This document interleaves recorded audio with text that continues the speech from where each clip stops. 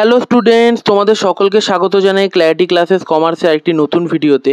তো আগের ক্লাসে আমাদের সেম ওয়ানের জার্নালের কিছু ইম্পর্টেন্ট জার্নাল যেরকম started business with cash, sales return, purchase sale, এই সমস্ত আলোচনা হয়েছিল এবং তোমরা অনেকে রিকোয়েস্ট করেছিলে আমাকে journal, ledger, trial balance one shot বানিয়ে দিতে। তো সেই ভিডিও আমরা অ্যাকাউন্টসের পার্টে আলোচনা করেছিলাম, সেটা তো আমাদের সেম টুতে আছে। তাই সেম ওয়ানে আমাদের জার্নালের টপিকগুলো কন্টিনিউ হচ্ছিল। তোমরা যদি জার্নালের বেসিক্স জানতে চাও তারও ডেসক্রিপশন বক্সে প্লেলিস্ট দেওয়া থাকবে, সেটা তোমরা চেক করতে পারো। এবং আজকে আমরা আরও কিছু ইম্পর্টেন্ট জার্নালস নিয়ে আলোচনা করব, ঠিক আছে? তো চলো আজকের ভিডিওটাকে স্টার্ট করা যাক। তো আজকের ভিডিওটা মূলত আমাদের ব্যাঙ্ক ট্রানজ্যাকশন এবং ক্যাশ ডিসকাউন্ট এবং ট্রেড ডিসকাউন্ট সম্পর্কিত হবে। তো ভিডিওটা তোমরা শেষ অবধি মন দিয়ে দেখো, তাহলে তোমরা খুব easily trade discount, cash discount ইত্যাদি ভালো করে বুঝে যাবে। তো চলো ভিডিওটা স্টার্ট করি। তো কি বলেছে, ফার্স্ট এন্ট্রিটা আমাদের তোমরা দেখতে পাচ্ছ, আমরা পড়ে নিই। বলছে journalise the following transaction in the books of Bhattacharya 2024 জানুয়ারি 1। আমি এখানে ফরম্যাটটা কেটে নিয়েছি, এখানে লিখে দিয়েছি in the books of Bhattacharya journal, ঠিক আছে? আমি এখানে কোনো ন্যারেশন লিখবো না। এই ন্যারেশন কি, ফরম্যাট কি, এগুলো তোমরা বেসিক্সগুলো জার্নালের প্লেলিস্টে পেয়ে যাবে, সেখান থেকে চেক করে নিতে পারো। আমি ধরে চলছি তোমরা ওইগুলো সব জানো। তো আমরা এই ভিডিওটা কন্টিনিউ করি, ঠিক আছে? তো প্রথম এন্ট্রিটা আমাদের কি বলেছে, 2024 জানুয়ারি 1-এ লিখে ফেলি ডেট 2024 জানুয়ারি 1। কি বলেছে, received cheque ₹17,500 from Shri in full settlement of his account 18,000। বলেছে শ্রীর কাছ থেকে 17,500 টাকার চেক পেয়েছি, তার ফুল সেটেলমেন্ট অফিস অ্যাকাউন্ট 18,000। মানে ফুল সেটেলমেন্ট করা মানে কারোর যত দেনা পাওনা আছে সেটা মিটিয়ে দেওয়া। তার মানে দেখো, এইটা পড়ে আমরা কি বুঝতে পারছি, 18,000 টাকা আমি তার কাছ থেকে পেতাম, কিন্তু আমি কত টাকা পেয়েছি, 17,500, একবারে মিটে গেছে। তার মানে কি আমার আর কোনো টাকা তাকে দিতে হবে না। তার মানে আমি পেতাম 18, পেলাম কত, 17,500। তাহলে 500 টাকার আমার কি কম পেলাম, তাহলে এটাকে আমি কি ডিসকাউন্ট পেলাম নাকি ডিসকাউন্ট দিলাম? আমরা কি করলাম, ডিসকাউন্ট দিলাম, মানে ডিসকাউন্ট অ্যালাউ করলাম, ঠিক আছে? তাহলে দেখে নেওয়া যাক জার্নালটা কী হবে। তার মানে শ্রীর কাছ থেকে পেতাম কত, ₹18,000 টাকা। তাহলে শ্রীকে বুকস থেকে হাঁটাতে হবে, ঠিক আছে? এইটাই আমাদের ট্রেড ডিসকাউন্ট, ক্যাশ ডিসকাউন্টের ব্যাপার।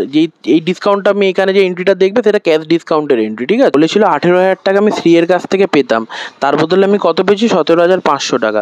তোমরা লক্ষ্য করো, 18,000 টাকাটা আমি পেতাম আলটিমেটলি, ঠিক আছে? তার মানে কি বুকস থেকে, ধরো আমি কারোর কাছ থেকে 18,000 টাকা পেতাম, তাহলে ও যদি আমার টাকা দিয়ে দিত, লিখতাম bank account debit 18,000 to Shri account 18,000, ঠিক আছে? এখানে শ্রী ছিল নামটা, তাই।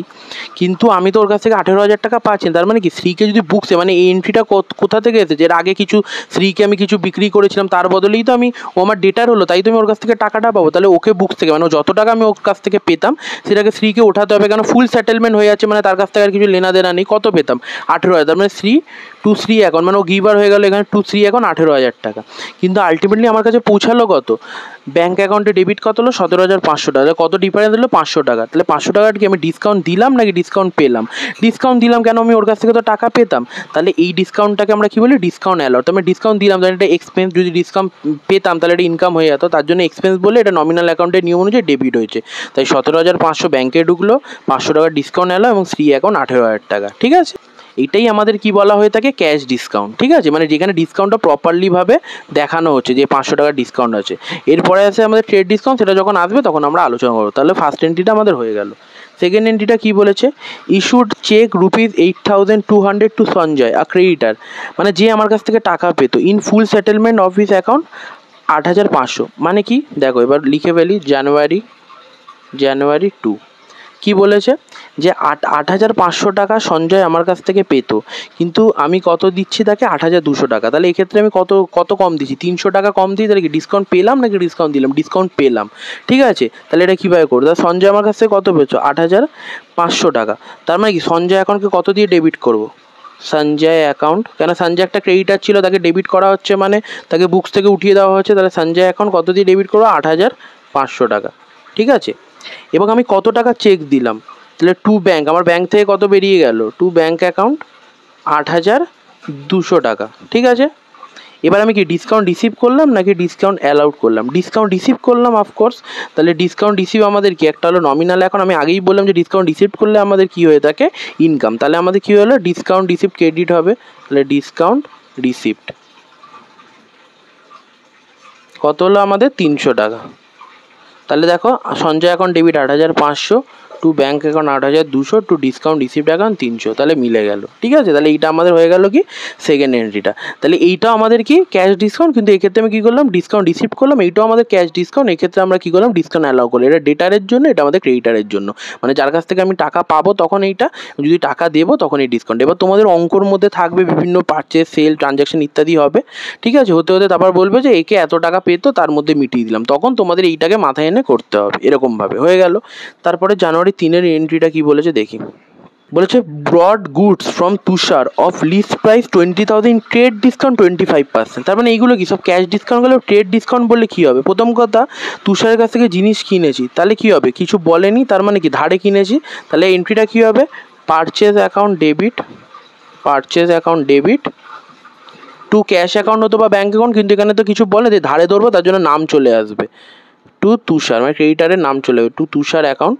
ঠিক আছে, এবার কত লিখবো 20,000 লিখবো না, কি লিখবো ট্রেড ডিসকাউন্ট 25% কেটে। এবার এই ক্ষেত্রে না ডিসকাউন্টটা যে রিসিভ করলাম এরকম আলাদা করে দেখানো না, যখন ট্রেড ডিসকাউন্টটা সবার জন্যই থাকে। যদি তোমরা ট্রেড ডিসকাউন্ট এবং ক্যাশ ডিসকাউন্টের প্রপার ডিটেল ভিডিও জানতে চাই, এইগুলো পরপর করে কীভাবে এসেছে সেটা এইখান থেকেও তোমরা বুঝে যেতে পারবে, কিন্তু একদম ডিটেলে যদি জানতে চাও তার সেইটারও তোমরা জার্নালের প্লে লিস্টে পেয়ে যাবে, এবং আমি কমেন্ট মানে ডিসক্রিপশন বক্সের মধ্যেও দেওয়া থাকবে, তোমরা সেপারেট গিয়ে দেখে নিতে পারো। ওকে, তারপর কি বলেছে 20,000 টাকার 25% ট্রেড ডিসকাউন্ট খেতে, তাহলে ট্রেড ডিসকাউন্ট এরকম ডিসকাউন্ট দেখানো না, ডাইরেক্ট অ্যামাউন্টটাই কেটে লেখা। তাহলে 20,000-এর 25% কত হচ্ছে 20,000 15,000, এক্ষেত্রে 25% কেটে দিলে 15,000। ওকে, তাহলে এইটা আমাদের 3 নম্বর এন্ট্রিটা হয়ে গেল। তারপরে জানুয়ারি 4-এর এন্ট্রিটা আমাদের কি বলেছে, বলেছে cash withdrawn from bank for personal use ₹950 টাকা। আমি বলে দিয়েছি, এটা আগের একটা ভিডিও করেছিলাম, এগুলো সব তোমরা জার্নালের প্লেলিস্টে পেয়ে যাবে সুন্দর করে। একদম জার্নাল স্ট্রং করতে গেলে তোমরা যদি আমাদের জার্নালের প্লেলিস্টটা দেখে নাও তো তোমাদের কোনো প্রকারের অসুবিধা হবে না। এটা আমাদের যখন মনে রাখবে, যখন বিজনেসের মধ্যে থেকে পার্সোনাল ইউজের জন্য যে কোনো জিনিসই তোলা হলো, ক্যাশ তোলা হলো বা ফার্নিচার ইত্যাদি, তখন এটাকে ড্রয়িংস বলে চিহ্নিত করায়। তাহলে এক্ষেত্রে কী হবে ড্রয়িংস অ্যাকাউন্ট ডেবিট কি বলেছে cash withdrawn from bank for personal use. ঠিক আছে, ব্যাঙ্ক থেকে টাকা তোলা হয়েছে, তাহলে এটা কী হবে drawings to bank, drawings account debit to bank account কত 950। তারপর জানুয়ারি 5-এ কী বলেছে stationery goods costing ₹500 taken for personal use. তাহলে এক্ষেত্রে কি এইটাও ড্রয়িংস হবে, তাহলে ড্রয়িংস অ্যাকাউন্ট ডেবিট হবে, ড্রয়িংস অ্যাকাউন্ট ডেবিট। এক্ষেত্রে কি ক্যাশ নিয়ে নিই বা ব্যাঙ্ক থেকেও টাকা নেই, তাহলে কী নিচ্ছে স্টেশনারি গুডস। তার মানে আমি কি বলেছিলাম ফার্নিচার নিই ক্যাশ নিই যেটাই নেবে এখানে টু করতে হবে, তাহলে এক্ষেত্রে কী করবো টু স্টেশনারি গুডস। ওকে, গুডস এখন কত টাকার নিয়েছে 500 টাকার 500 টাকার। ঠিক আছে, তাহলে এই দুটো এন্ট্রি তোমাদের আরেকবার বুঝিয়ে দিই। দেখো কি বলেছিল ড্রয়িংস আমাদের কত বলে, ড্রয়িংস কথাটার মানে হলো যখনই কোনো কারবারই পার্সোনাল ইউজের জন্য কারবার থেকে টাকা বা হলো কোনো সামগ্রী ইত্যাদি তোলে তখন সেটাকে আমাদের কী বলে ড্রয়িংস হয়ে থাকে। মানে কারবারের মধ্যে যে টাকাটা সে লাগে সেটাকে তো তার ক্যাপিটাল হলো, এবার সেই টাকাটা কারবারেরই কোনো কাজে লাগতে হবে। ধরো সে কারবার থেকে 500 টাকা তুলে নিল, কিন্তু সেটা কারবারের কোনো কাজে না, যে দেনা চোকানো ইত্যাদি না, কারবারের রিলেটেড। সে অন্য ধরো 500 তার বাচ্চার স্কুলের ফিস দিল, সেক্ষেত্রে সেটা আমার ড্রয়িংস হয়ে যাবে। এক্ষেত্রে কী বলেছিল টাকা তুলেছিল, তখন আমি লিখতাম drawings account debit two cash, কিন্তু বলেছে টাকাটা কি ব্যাঙ্ক থেকে তুলেছে, তাহলে ব্যাঙ্ক থেকে কমেছে ব্যালেন্সটা, তার জন্য ড্রয়িংস অ্যাকাউন্ট সবসময় ডেবিট হবে, তুললো কি ব্যাঙ্ক অ্যাকাউন্ট। এর ডিটেল এক্সপ্লেনেশন আমাদের ওই প্লেলিস্টেই আছে, চেক করতে পারবে, যেখানে ড্রয়িংস আউটস্ট্যান্ডিং এক্সপেন্সেস ইত্যাদি নিয়ে আলোচনা করা আছে। তারপর কি বলেছিল যে স্টেশনারি গুডস নিয়েছে, এক্ষেত্রে কি টাকা নেয়নি বা ক্যাশ নেয়নি, নিয়েছে স্টেশনারি গুডসের ফর্মে। এক্ষেত্রে ড্রয়িংস অ্যাকাউন্ট ডেবিট করেছি, কিনে নিয়েছে স্টেশনারি গুডস, সেটা বিজনেস থেকে চলে গেছে, তার জন্য আমাদের কী হবে টু স্টেশনারি গুডস অ্যাকাউন্ট কত 500 টাকার 500 টাকা হয়ে গেল। তারপর আমাদের লাস্ট এন্ট্রিটা কি বলেছে সেল অফ পার্সোনাল জুয়েলারি ₹52,000। ঠিক আছে, 52,000 টাকার পার্সোনাল জুয়েলারি সেল করেছে, out of which 30,000 was deposited into business bank account. তার মানে কি 52,000 টাকার জিনিস সেল করে তার মধ্যে থেকে 30,000 টাকার জিনিসটা বিজনেসে দিয়েছে।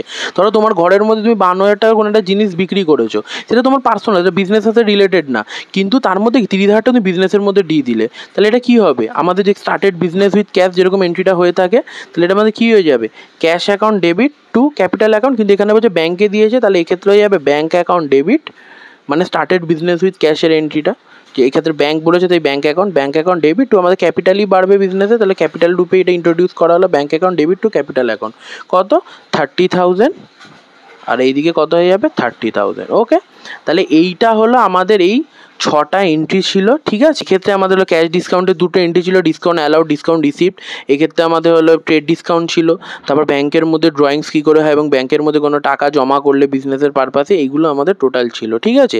আশা করি তোমরা আজকের ভিডিওটা বুঝতে পেরেছো। যদি কারোর কিছু অসুবিধা হয়ে থাকে তোমরা কমেন্ট করতে পারো এবং আমার জার্নালের প্লে লিস্টটা চেক করতে পারবে। এটা আমাদের সমস্ত জার্নালসগুলো হয়ে গেল, ঠিক আছে। এরপরে আরও কিছু আলাদা আলাদা জার্নালস আসবে, সেগুলোর ওপরও তোমরা নজর রাখো এবং চ্যানেলটাকে সাবস্ক্রাইব করো। আমাদের কস্টিংয়ের ভিডিও এসে যাচ্ছে, কম্পিউটার অ্যাপ্লিকেশনের ভিডিও এসে যাচ্ছে এবং তোমরা অনেকে বলছো বিজনেস স্টাডিজের এমসিকিউ করাতে, সেগুলো আমি করাবো। তো চ্যানেলটাকে সাবস্ক্রাইব করে রাখো এবং বন্ধুদের সাথে শেয়ার করো এবং ভিডিওটা ভালো লাগলে লাইক করো। তো চলো দেখা হচ্ছে নেক্সট ভিডিওতে, বাই।